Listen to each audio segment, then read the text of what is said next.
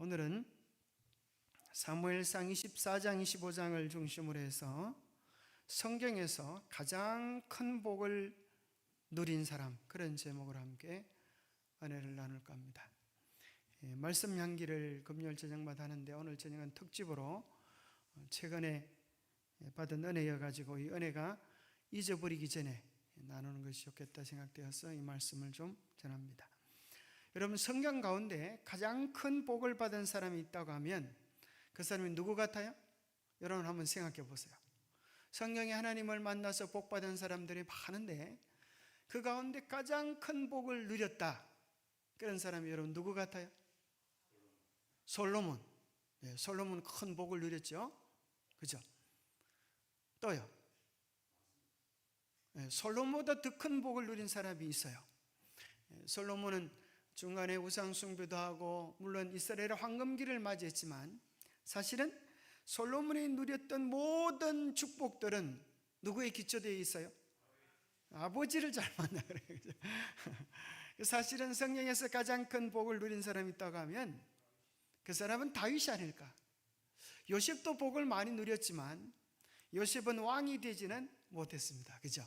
그러니까 이분은 정말 가장 작은 자에서 가장 높은, 그죠? 가장 높은 형통함을 누린 분이 아닐까. 그리고 놀라운 것은 그의 후손들로 말미암아 보좌가 이어지는, 그죠? 그런 복을 누렸어요. 성경에 있는 믿음의 대단한 사람들도 당대는 엄청나는데 자식을 잘못 키워가지고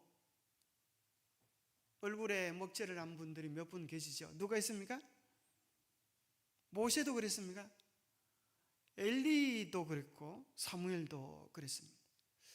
그런데 사실은 참 다윗은 감사하게도 그의 아들들 중에 문제아들도 있었지만 그의 자녀들로 인하여 왕권이 계속 이어지는 특권을 누렸고 그의 아들을 통하여 하나님의 성전이 지어지고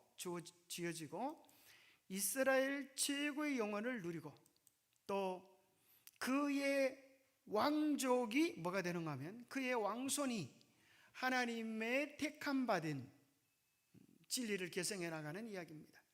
그리고 메시아의 조상이 되어져서 어떤 측면에서 구약 이야기의 전부는 다윗 이야기라고도까지 할 수 있어요. 그럼 이스라엘의 역사들이 왕족의 이야기가 누구예요? 다윗 가문의 이야기예요. 그리고 북방 이스라엘과 남방 유다, 그죠? 결국 남방 유다가 정통성을 유지하고 메시아의 조상이 되지 않습니까? 그래서 신약 성경에도 뭐라고 시작하는가 하면 아브라함과 다윗의 자손 예수 그리스도의 세계를 이렇게 선포합니다. 아브라함만 나오는 게 아니라 다윗. 그래서 유대인들이 예수님을 부를 때 다윗의 자손 예수여 그렇게 이야기를 좋아했습니다. 하나님으로부터 칭찬과 인정을 받았던 사람, 그가 다윗이었습니다. 그런데 이런 생각을 좀 해보질 않습니까? 도대체 하나님께서 왜 그렇게 다윗을 복을 주셨을까? 어디가 예뻐서? 여러분 어떻게 생각하십니까? 다윗이 어디가 예뻐서 하나님께서 이렇게 성령 인물 가운데 가장 큰 영화와 축복을 그에게 주셨나? 그런 생각을 한번 해보시면서 그 답을 오늘 본문 속에서 발견할 수 있으면 좋겠습니다. 사울이 첫 번째 왕이 되었지만 사울이 폐암바되고 하나님께서 다윗을 향하여 말하기를 내 마음에 뭐한 사람이라? 딱 맞는 사람이라, 내 마음에 쏙 드는 사람이라, 내 뜻을 다 이루게 하리라. 이것을 킹 제임스 킹 험정역 성경에 보면 내 모든 뜻을 성취하리라. 그를 통하여 하나님께서 품으셨던 마음의 기대와 소망을 이루고 마음에 품으셨던 복들을 다윗에게 쏟아 부으시는 것이 나옵니다. 그 내용을 좀 연구해 보면 다윗처럼 하나님의 사랑의 깊은 부분을 맛본 사람이 없었던 것 같아요. 왜 그런가 하면 그의 실제적인 경험에서뿐 아니라 그가 겪었던 고난들을 통하여서 또 시와 찬양들을 통하여서 하나님과의 깊은 교제들을 노래합니다.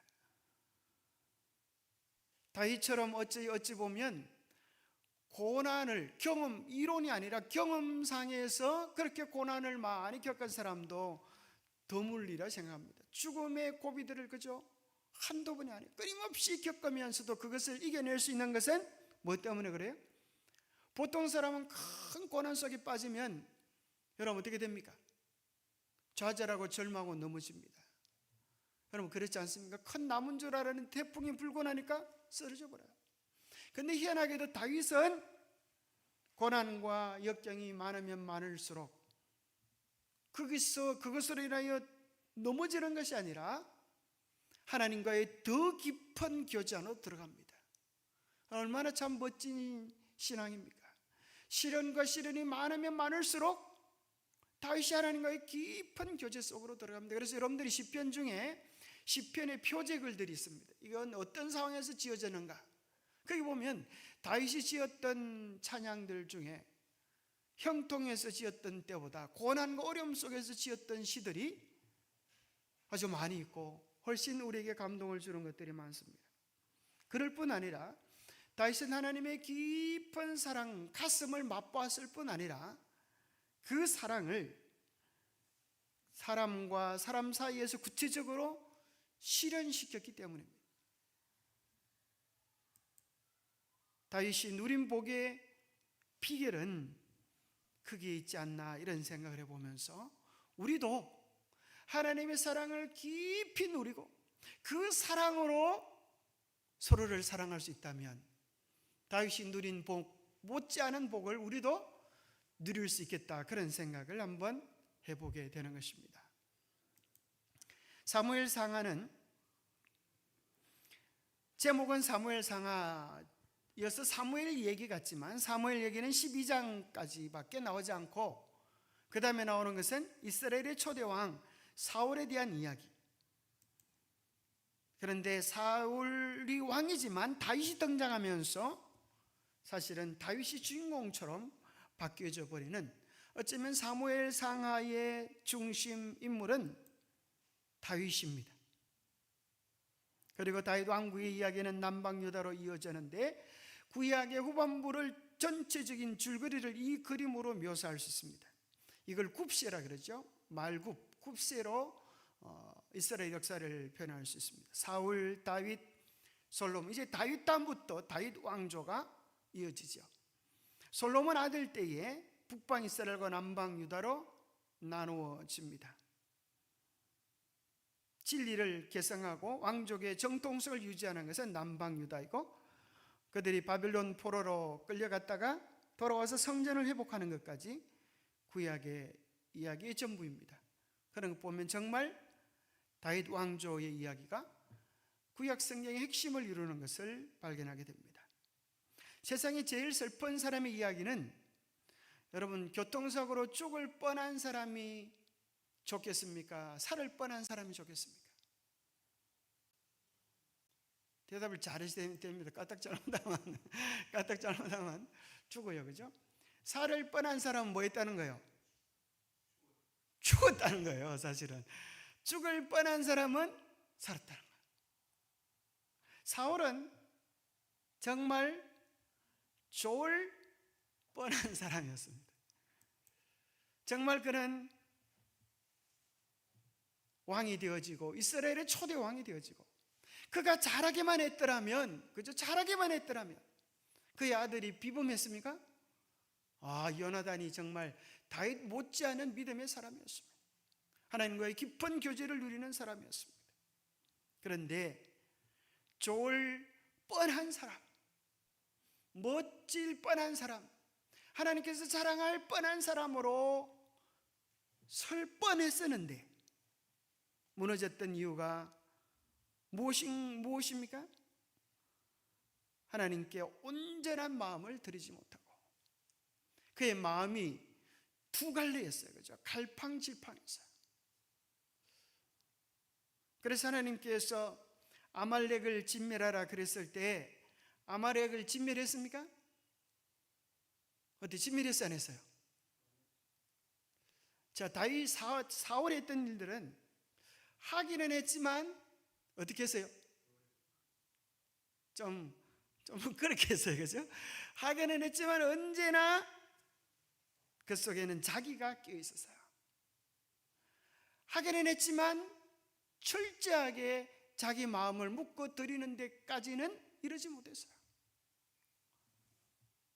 하나님의 뜻에 순종하기는 했지만 그 다음에는 늘 자기 생각이 앞섰습니다.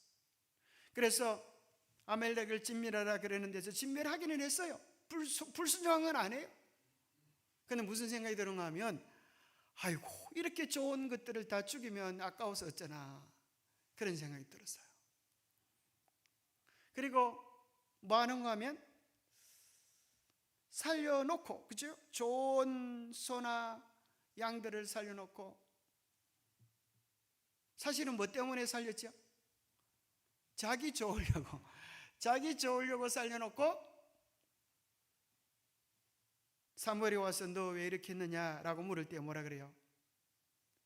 뭐라고 핑계대죠? 더 말은 잘해요, 그죠? 말은 잘해요. 누구 핑계대요? 하나님 핑계대고 예배 핑계대고 하나님께 좋은 것으로 말려고 제사하려고 모아놨습니다. 제가 어떻게 이 좋은 것을 보고 하나님께 드리고 싶은 마음이 안 생기겠습니까? 아주 믿음 좋은 사람처럼 말했어요. 그런데 사무엘은 그를 보고 정말 믿음이 좋은 사람입니다. 고맙습니다. 제 끝까지 챙겨주셨네요. 이렇게 하지 않고 뭐라 그랬어요? 이렇게 말하지. 여호와께서 번제와 다른 제사를 그의 목소리를 청종하는 것을 좋아하심같이 좋아하시겠나이까. 여기 굉장히 중요한 말이 나오죠. 많은 분들이 외우기도 하시는 말씀이죠. 순종이 제사보다 낫고 듣는 것이 숫양의 기름보다 나으니 이런 거역하는 것은 점치는 죄와 같고 완고한 것은 사생 우상에게 절하는 죄와 같음이라. 왕이 여호와의 말씀을 버렸으므로 여호와께서도 왕을 버려 왕이 되지 못하게 하셨나이다. 자, 여기서 한 가지 우리는 놀라운 원칙을 발견합니다. 어떤 원칙인가 하면 누가 먼저 버렸어요? 하나님이 먼저 버렸어요? 사울이 먼저 버렸어요? 사울이 먼저 버렸습니다. 그래서 우리는 여기서 뭘 보게 되는가 하면 자신의 운명은 누가 결정한다? 자신의 선택, 우리의 말과 우리의 행동과 우리의 삶의 선택들이 그 일을 결정한다는 거예요. 하나님은 우리에게 무조건적인 은혜와 긍휼을 베푸시기를 원하세요. 그럼에도 불구하고 하나님의 백성 중에도 복 받는 자도 있고 복을 못 받는 자도 있어요. 왜요? 하나님 앞에 우리가 그렇게 살지 않기 때문에. 우리가 하나님 앞에 진정한 사랑을 드리는 자는 뭘 받아요? 진정한 사랑을 받아요. 그 성경의 깊은 맥락 속에 깔려 있어요. 그래서 하나님의 품성을 표현할 때 긍휼 받을 자에게 긍휼을 베푸시는 분이라 그랬어요. 하나님은 아무에게나 긍휼을 베푸시지 않아요. 모든 사람의 긍휼을 베푸시기를 어떤 측면에서 원하지만 그걸 거절하고 외면하고 버리는데 그걸 어떻게 하겠습니까? 사울이 정신을 잃어버리기 시작한 때는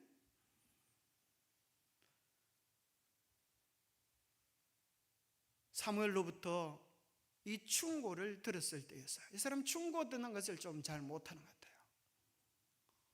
칭찬받고 격려받는 것은 좋아하는데 누가 한 소리 하면 그게 아주 가슴에 꽂히고 지워지지 않는 거예요.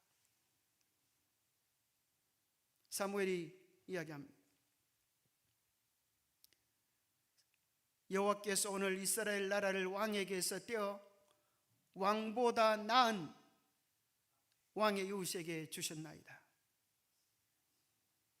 이스라엘의 지존자는 거짓이나 변기함이 없으시니 그는 사람이 아니시므로 결코 변기하지 않으심이니이다. 사울이 이르되 내가 범죄하였을지라도 이제 청하옵나니 내 백성의 장로들 앞과 이스라엘 앞에서 나를 높이사 나와 함께 돌아가서 내가 당신 하나님 여호와께 경배하게 하소서. 선자로부터 충고를 받으면 무릎을 꿇고, 그죠? 정말 전적으로 하나님의 자비하심을 구할 수도 있는데, 그는 뭐라 그러는가 하면 끊임없이 내가 범죄하였습니다. 그럴지라도 이제 청하옵나니 뭘 청해요? 나를 높이사 나와 함께 돌아가서 내가 당신의 여호와께 경배하겠소. 끊임없이 자기를 버리지 못하고, 문제는 자기의 명성, 자기의 인기, 그것이 떨어지는 것 때문에 마음을 두고 있는 것을 보게 됩니다. 하나님이 자기를 버렸다는 것보다 더 중요한 문제는 사람들 앞에 어떻게 서겠는가, 그것이 그의 관점이었어요. 그러면서 하나님의 말씀은 애누리하고 변경시키기를 좋아했던 그였지만, 그의 마음속에 듣기 싫은 소리, 그것은 딱 꽂혀버렸어요. 어떤 말요? 왕보다 나은 왕의 이웃에게 하나님께서 그 나라를 주실 것이더라 라고 하는 것에 대한 것이 잊혀지지 않은 거예요.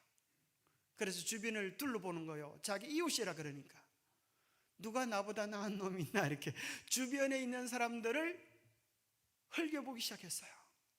자기보다 많은 사람이 나오면 안 돼요? 자기보다 나은 사람이 나오면 그 사람이 자기의 왕권을 빼앗아갈 요주 인물이 되기 때문입니다. 어느 날 그 소리를 듣습니다. 저는 처음 이 소리를 듣고, 왜 그 소리 뭐 별 대수롭지 않은 소리인데 그게 뭐 그렇게 흥분하고 분내할 소리인가 생각을 했었는데, 이런 배경 때문에 사울의 마음속에, 그죠? 나보다 나은 놈이 어디 있나 이렇게 눈을 째리고 바라보는데 드디어 한 놈이 튀어나온 거예요. 그죠? 그리고 이 여자들이 노래를 부르기 시작합니다. 사울이 죽인 자는 천천히요, 다윗은 만만이로다. 그 말을 듣자마자 사울의 마음속에 확신이 생기는 거예요. 나보다 나은 이웃이 있겠다고 했는데 바로 저놈이구나. 그래서 8절에 보면 사울이 그 말에, 그죠? 그냥 여자들이 노래 부른 것 그것 때문이 아니라 바로 하나님이 말했던 그 자기보다 나은 이웃이 나왔다고 하는 그것에 대한 확정을 받는 듯한 느낌을 받는 거죠.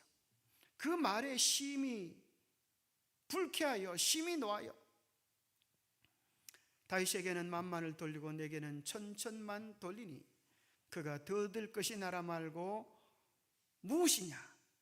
그날로 사윗이 다윗을 째려 보았더라. 이렇게 나오잖아요, 그죠?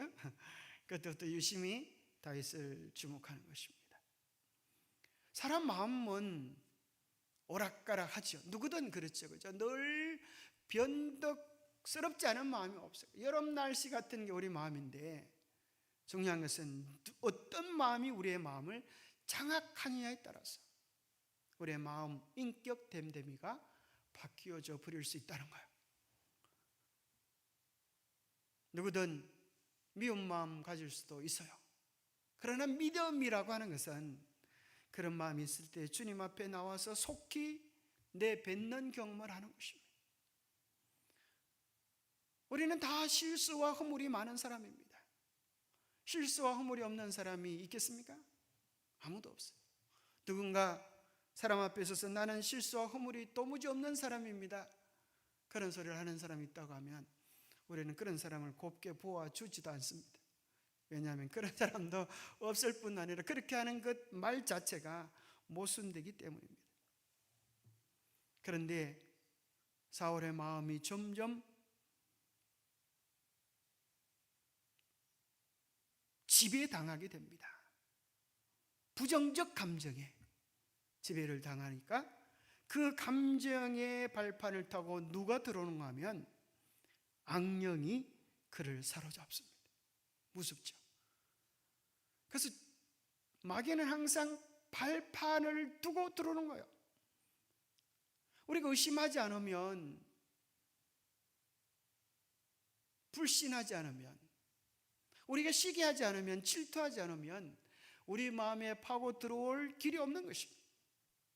그런데 우리 마음속에 혹시 그 사람이 나를 무시했을지도 몰라, 그 사람이 나를 좋아하지 않을지도 몰라, 그런 마음을 살짝 품게 되면 그 틈을 이용하여 마귀는 우리를 지배하기 시작합니다. 그런데 더 놀라운 것은 그는 그가 미워하는 생각을 했다고 생각하는데 알고 보니까 미워하는 마음이 그를 지배하기 시작한 것입니다. 여러분, 오늘 아침 기도력에 보니까 참 재미있는 표현이 나오죠. 어떤 사람이 바닷가에 가서 이제 표현이 참 멋지죠. 갯벌에 간지런 걸 끌고 주니까 갯벌이 그에게 선물로 뭘 줬다고요? 조개와 뭐 이런 걸 줬다. 그런데 보통 영감님들은 그게 만족하지 않고 큰 배를 타고 나가서, 남자가 쫀쫀하게 거기서 뭘 줍나? 큰 배를 타고 나가서 고기 잡는 일에 투자해요. 고기 잡는 할아버지들이 돌아오면 술과 담배를 마시면서 흥청망청 지내는데 나중에는 이런 표현이 나오죠. 술과 담배가 할아버지들을 따라다녔다. 그런 표현이 나와요. 참 재미있는 표현이죠. 처음에는 그들이 원해서 취했는데 나중에는 그것이 그를 장악해 버리는 것입니다. 처음에는 내가 미워할 수 있다고 생각했는데 그것이 그의 생각을 완전히 사로잡아서 사울의 심리적 형편을 보니까 어떤 상태까지 이르렀다고 얘기합니까? 여기 보니까요, 그는 마치 미친 사람처럼 정신병을 앓기 시작하는 경지까지 이르게 된 거예요. 소리를 지르고 떠들어대기 시작하였다. 자기 통제가 되지 않은 거예요. 미워하는 마음이 자기도 모르게 속에서 충만해가지고, 성령이 충만해야 되는데 악령이 충만해가지고 자기도 모르게 뚜껑이 열리면서 주위에 사람이 있는지 없는지도 모르고 자기 속에 있는 소리들이 줄줄줄 나오기 시작하는 거예요.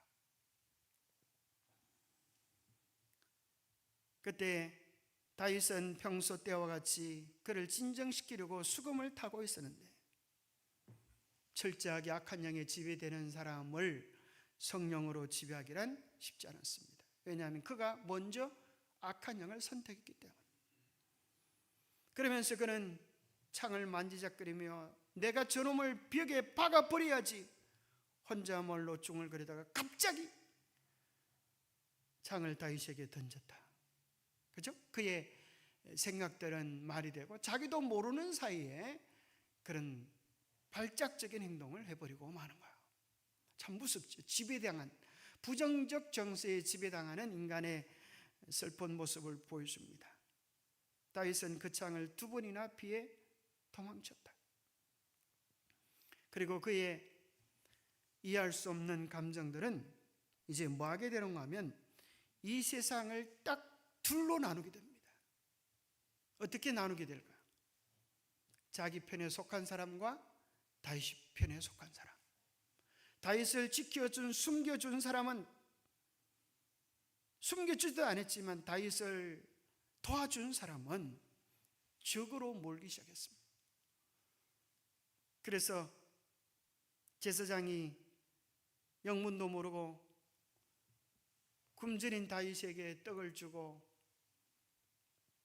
골리앗의 칼을 주었는데 그 이야기를 도액이라고 하는 사람이 듣고 고자질했습니다.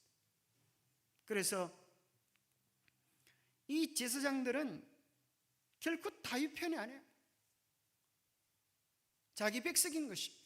그리고 하나님 앞에 선지자인 것입니다. 제사장들인 것입니다. 그런데 그는 2가지로 구분해버린 거예요. 내 편이 아니면 다 누구다? 적들이다. 그래서 그는 호위병을 시켜서 여호와의 제사장들을 죽이라! 그렇게 명령합니다. 그런데 호위병들이 머뭇거립니다. 왜냐하면 여호와의 제사장들을 우리가 어떻게 죽일 수 있겠냐고. 그때에 도익을 시킵니다. 이 도익이라고 하는 이 나쁜 놈이 사울의 명에 의하여 선지자 85명을 죽이는 끔찍한 재난을 저지르게 됩니다. 여기 정언에는 이렇게 말합니다. 왕의 마음에 질투심이 일어났다. 왕은 이스라엘 여인들의 노래에서 다윗이 자기보다 더 높임을 받은 까닭에 분노하였다. 사울의 품성의 큰 결점은 칭찬받기를 좋아하는 것이었다. 이 특성은 그의 행동과 사상에 지배적인 영향을 미쳐서 모든 일을 칭찬과 자기를 높이려는 욕망으로 행하였다. 옳은 일과 그릇된 일에 대한 사울의 표준은 사람들의 칭찬에 좌우되는 저급한 표준이었다. 먼저 하나님의 칭찬을 받으려고 노력하지 아니하고 사람들을 기쁘게 하려고 애쓰는 자들은 아무도 안전하지 못하다. 우리 모두도 그렇다는 것이야. 하나님의 인정보다 사람들을 높이려고 할 때 우리도 그러한 시험을 받을 수 있다는 것이고, 또 우리가 발견하게 되는 것은 사울이 품었던 그 마음이야말로 누구의 마음이었어요? 죄가 처음 시작되었던 루스벨의 마음이었어요.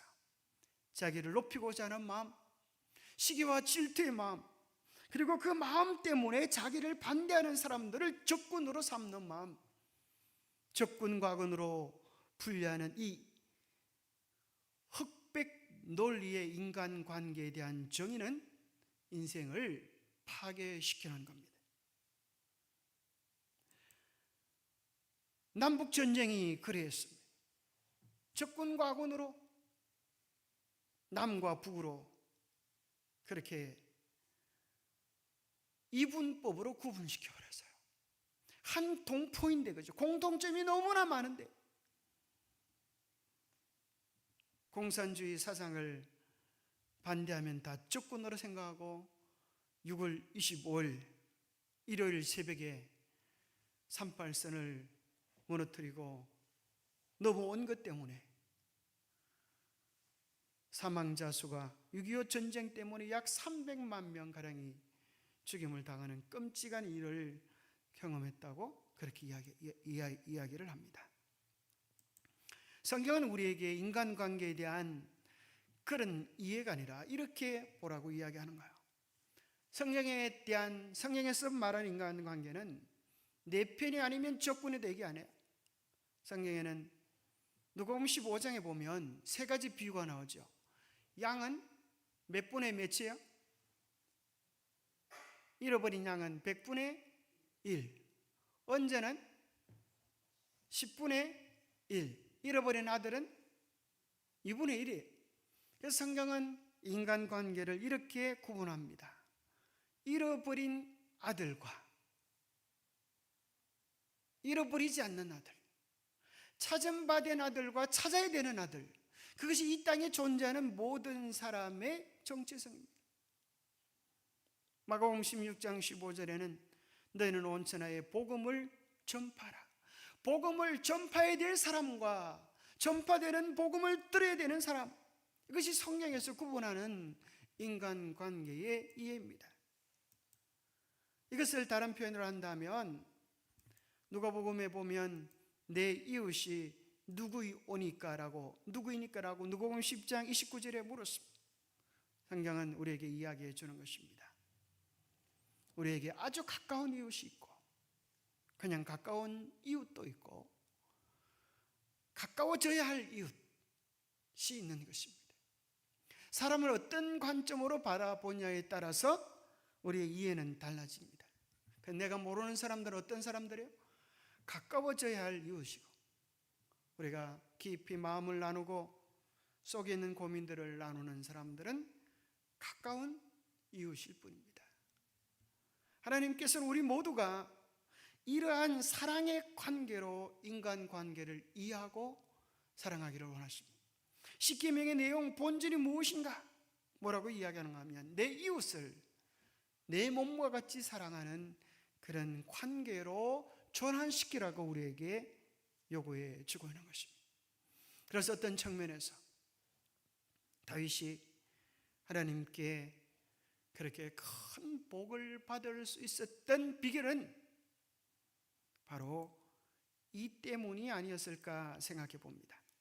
사무엘상 24장에 보면 그를 죽이려고 찾아다니는 사울을 엔게디 광야, 그가 숨어있는 굴 안에서 만나게 됩니다.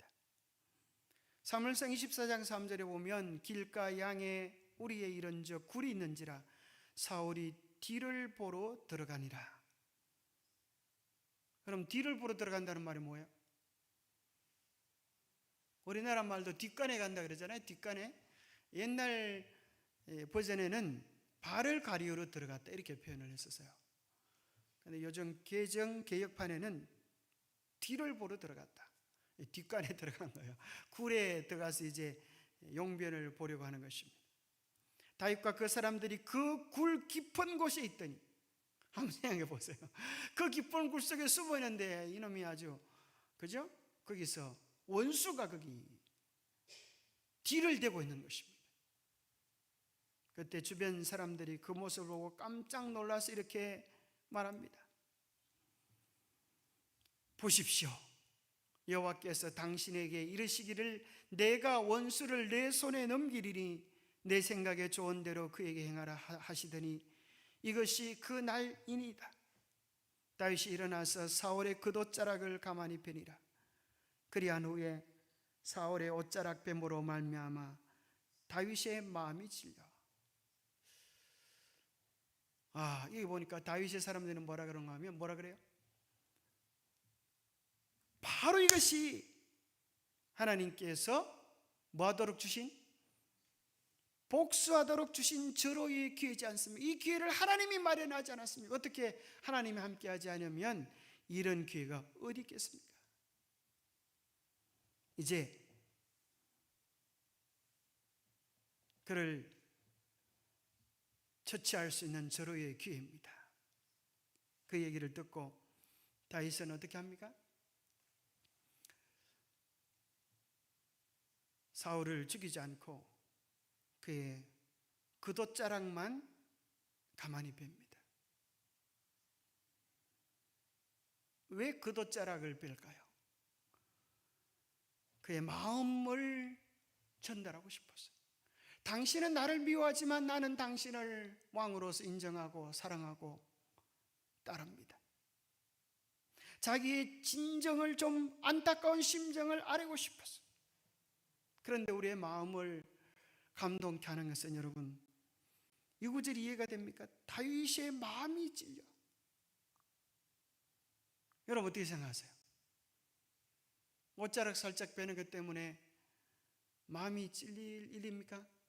성질 같아서는, 보통 사람 같으면 그죠? 죽이고도 남을 일인데, 찍어도 남을 일인데 옷자락 뺀 것 때문에 마음이 찔렸다는 거예요. 뭐 때문에 그렇죠? 다윗의 마음이 하나님의 깊은 뜻을 알고 있었기 때문입니다. 그는 출애굽기 22장 28절 너는 재판장을 모독하지 말며 백성의 지도자를 저주하지 말라. 또 성경 속에서 나와 있는 근본적인 하나님의 마음, 하나님의 뜻, 그것이 뭔가 하면 내 사랑하는 자들아 너희가 친히 원수를 갚지 말고 하나님의 진노하심에 맡기라. 원수 갚는 것이 내게 있으니 내가 갚으리라고 주께서 말씀하시니라. 그런 정신이 다윗의 마음속에 있었습니다. 그럴 뿐 아니라 다윗은 보통 사람 같지 않은 하나님과의 깊은 교제를 누리고 있었습니다. 그것이 시편 57편에 이렇게 표현되어 있습니다. 다윗의 믹담시, 다윗이 사울을 피하여 굴에 있던 때에 이 노래를 적었습니다. 그래서 믹담이라고 하는 뜻이 무엇인지를 찾아보니까 이렇게 번역되어 있습니다. 황금시, 귀한 시, 기념비적인 시. 정말 다윗의 품성의 아름다움을 묘사할 만한 정말 아름다운 황금의 시, 황금률 같은 시다, 그런 의미입니다. 다윗이 굴 속에 있을 때 그의 영적인 형편이 어땠는가? 자기가 왜 굴 속에 있었어요? 그는 기름 부음을 받은 자고 이스라엘의 왕이 될 만한 사람인데 빛도 보지 못하고 깊은 토굴 속에 숨어 있는 이유가 원수 때문인데, 그 원수가 왔는데 죽이지도 않고 옷자락 살짝 빼고 그 뺀 것 때문에 마음이 아파했던 이유는 다윗의 마음이 하나님의 깊은 사랑, 하나님의 깊은 마음을 누리고 깨닫고 있었습니다. 그는 이렇게 노래합니다. 하나님이여 내게 은혜를 베푸소서, 내게 은혜를 베푸소서. 내 영혼이 주께로 피하되 주의 날개 그늘 아래에서 이 재앙들이 지나가기까지 피하리이다.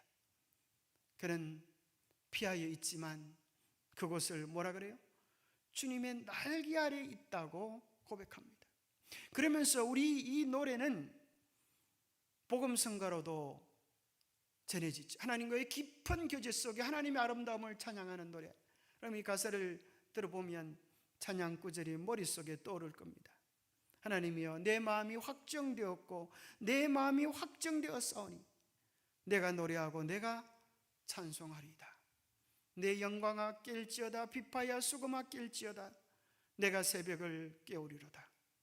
주여 내가 만민 중에서 주께 감사하며 문나라 중에서 주를 찬송하리이다. 무릇 주의 인자는 커서 하늘에 미치고 주의 진리는 궁창에 일어나이다. 하나님이여 주는 하늘 위에 높이 들리시며 주의 영광이 온 세계 위에 높아지기를 원하나이다. 여러분 어떻게 도망다니는 사람이, 피신다니는 사람이 이런 시를 쓸 수 있습니까? 그의 삶에 고통이 깊어지면 깊어질수록 그런 하나님과의 깊은 교제 속에서 영적인 풍요로움을 누리고 있었습니다. 그러기에 그는 원수를 용서할 수 있었고 원수의 옷자락을 베면서도 미안해하는 마음, 아픈 마음을 가지고 있었습니다. 십자가는 어떤 측면에서 우리에게 관계를 보여줍니다. 두 가지 관계가 있다고 얘기하지. 하나는 수직적인 관계, 그것이 우리의 모든 수평적인 관계를 결정한다는 것입니다. 다시 하나님과의 깊은 교제와 사랑을 누리고 있을 때 그 사랑의 눈으로 사람들을 볼 수 있다고 하는 것이죠. 사람들이 미워지고 끓여지면 우리는 우리의 영적인 관계를 점검해 보아야 합니다. 수직적인 관계가 수평적인 관계를 결정하기 때문입니다. 그래서 다윗은 이렇게 고백하고 있는 것입니다. 하나님께서 모든 것을 통치하고 계신다. 이 일에도 하나님의 깊은 뜻이 있을 것이다. 하나님은 모든 것을 심판하실 것이다. 나는 내가 해야 할 일만 하면 하나님께서 하실 일들을 하실 것이다.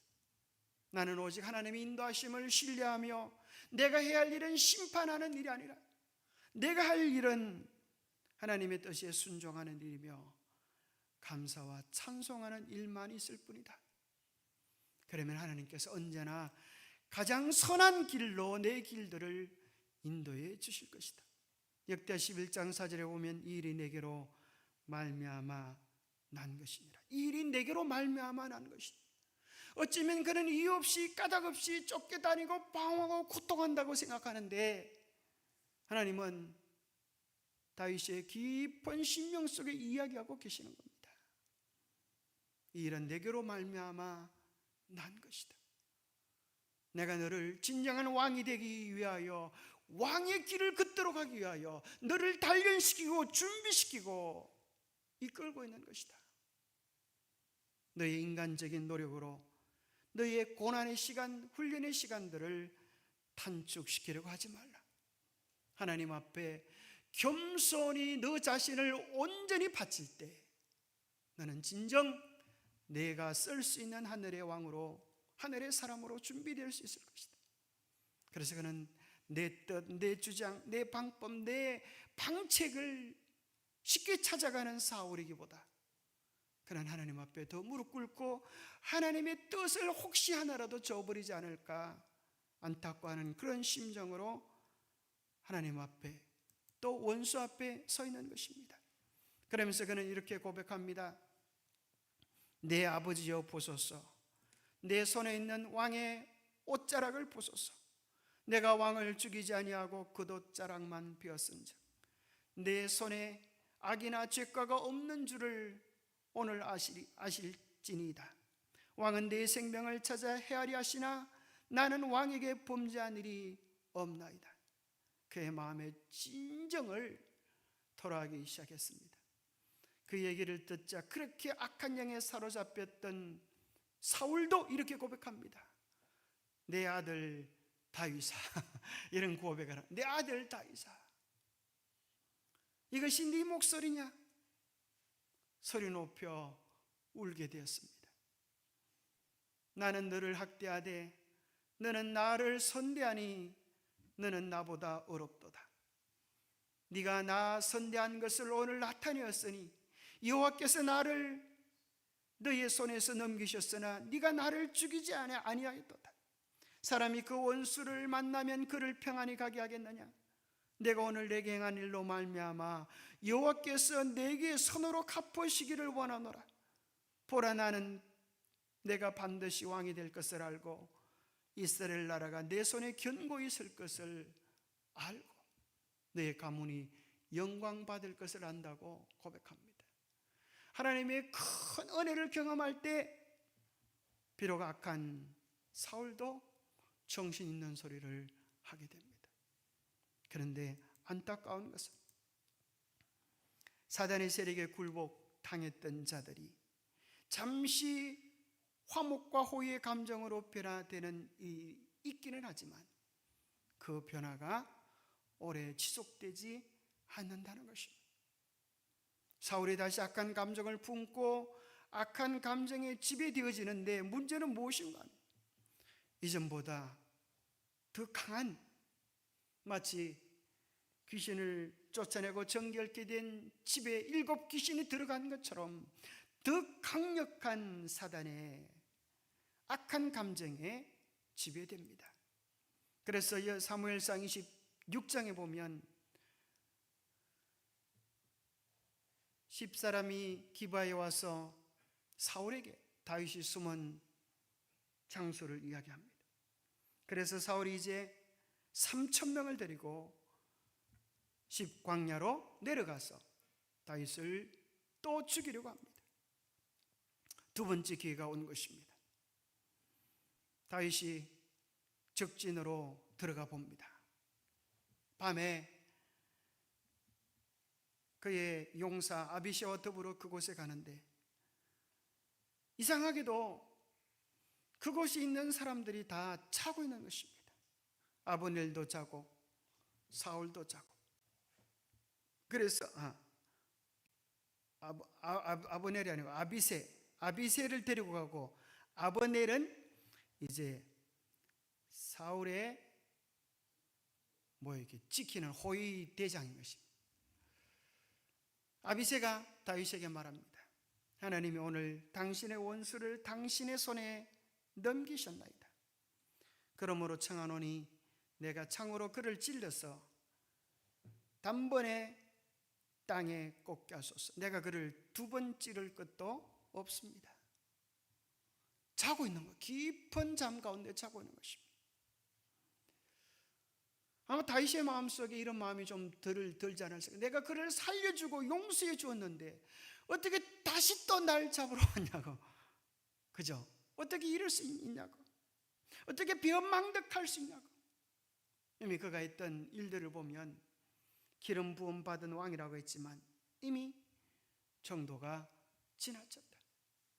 하나님께서 다시 한번 그를 죽일 수 있는 기회를 주신 것이 아니냐라고 해석할 수도 있었습니다. 그리고 어쩌면 그가 죽일 필요도 없습니다.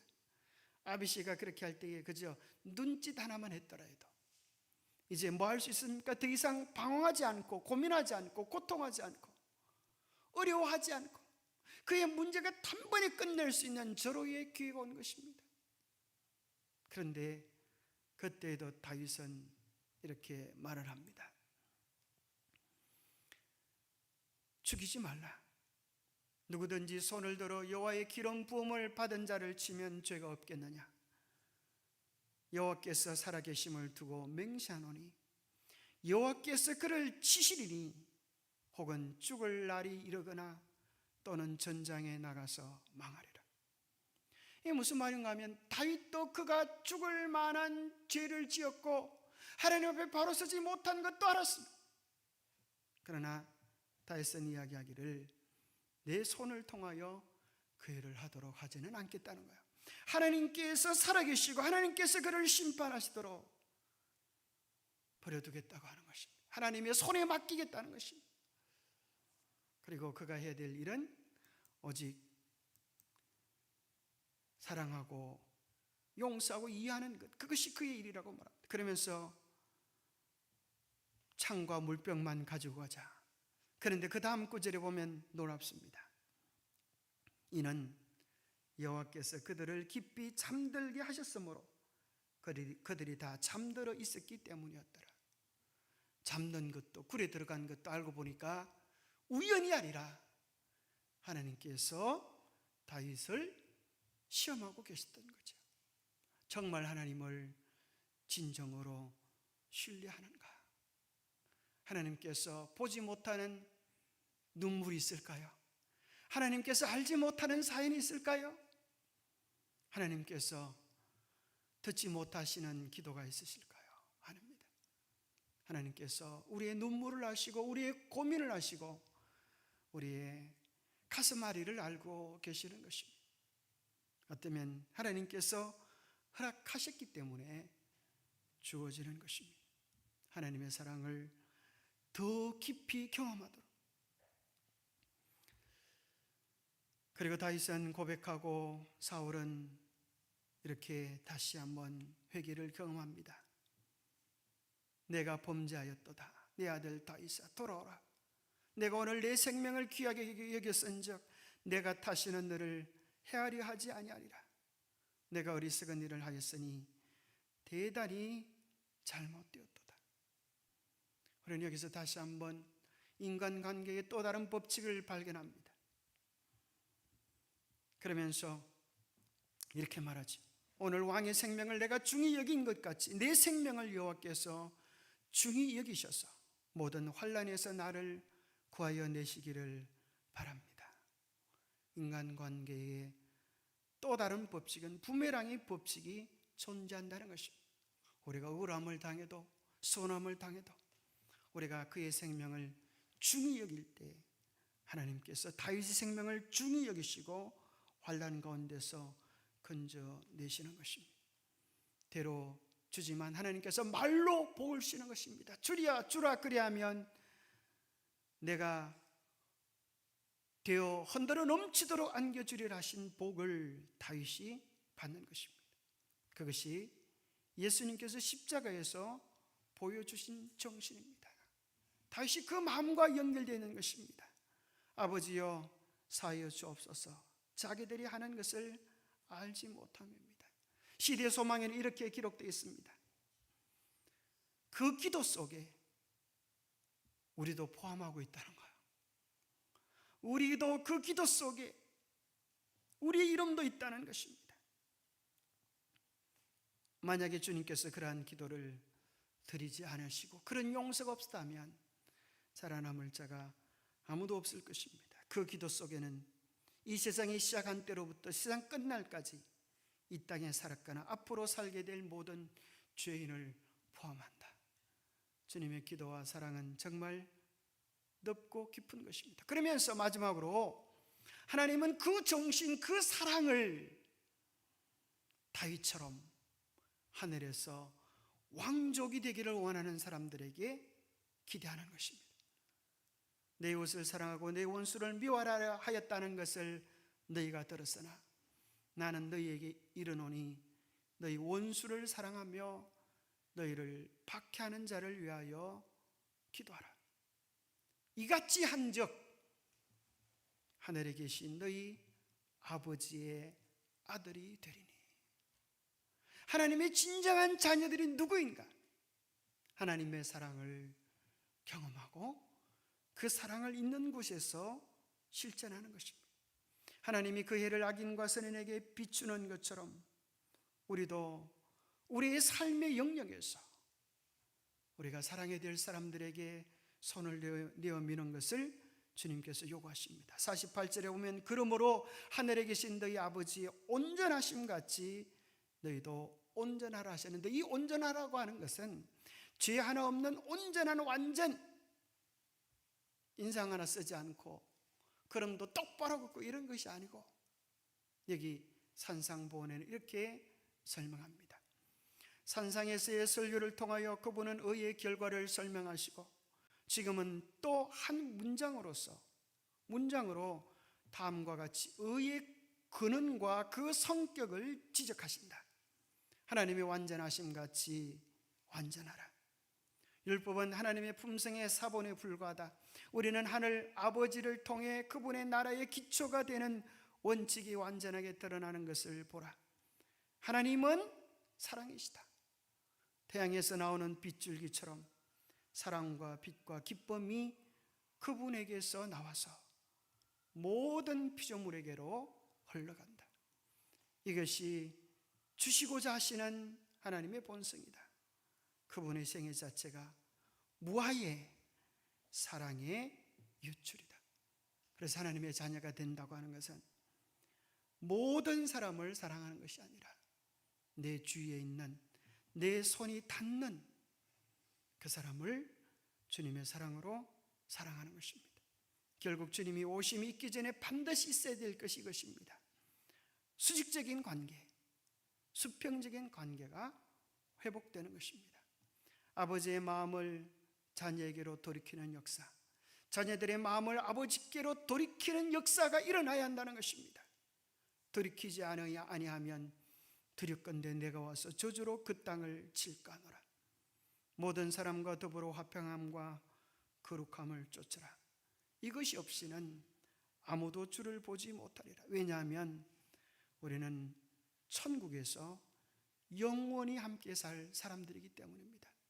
성경에는 하나님의 자녀들이 반드시 소유해야 할 품성에 대하여 기록되어 있다. 성경은 마음이 청결한 자는 복이 있나니 저희가 하나님을 볼 것이라고 선언하였으며, 모든 사람으로 더불어 화평함과 거룩함을 쫓으라. 이것이 없이는 아무도 주를 보지 못하리라고 말씀하십니다. 왕되는 자, 그들은 오늘 다윗처럼 우리의 삶에서 사랑을 실천하고 손을 먼저 내어 미는 사람입니다. 그들은 세세토록 왕노릇할 것이고, 세세토록이라는 단어가 왕노릇일 뿐 아니라 세세토록 괴로움을 받으리라고 하는데도 세세토록이 나옵니다. 이걸 보면서 깜짝 놀랐습니다. 하나님의 뜻 가운데 온전히 우리의 마음을 드릴 때 그 사람은 세세토록 왕노릇하는 하늘의 평화와 기쁨과 즐거움을 누릴 것이지만, 우리의 마음이 해결되지 못하고 우리의 마음이 미움과 정오와 시기 질투를 품을 때 우리의 마음은 밤낮 세세토록 괴로움을 당하는 어둠의 굴레에서 벗어나지 못한다고 하는 사실을 지적해 주는 것 같습니다. 이 세상에서 가장 큰 복을 누린 사람, 그는 다윗입니다. 그런데 감사하게도 그 복을 우리도 받을 수 있다고 하는 것입니다. 영원한 왕의 자녀의 복, 그것은 하나님의 사랑을 깊이 경험하고 우리 가장 가까운 사람들에게 그 사랑의 손을 내어 미는 것입니다. 기도하겠습니다. 하나님 아버지, 참으로 감사합니다. 다윗이 어떻게 그런 삶을 살 수가 있었습니까? 다윗은 사실 불가능했지만 하나님의 깊은 사랑을 누릴 때 그도 하나님의 사랑에 감염되어져서 그 사랑을 실천하는 축복의 통로가 되었습니다. 이 세상에는 우리를 괴롭게 하고 힘들게 하는 사건도 많고 상황도 많고 사람들도 많습니다. 주님, 우리의 마음속에 하나님과의 깊은 교제 속에 그들을 사랑할 수 있는 마음을 주시고 기도할 수 있는 힘을 주셔서 다윗처럼 하늘의 평화를 경험하고 왕됨의 마음 심령을 회복할 수 있도록 축복하여 주시옵기를 우리 주 예수 그리스도 이름 어자하여 간절히 간구하옵나이다. 묵상으로 마치겠습니다.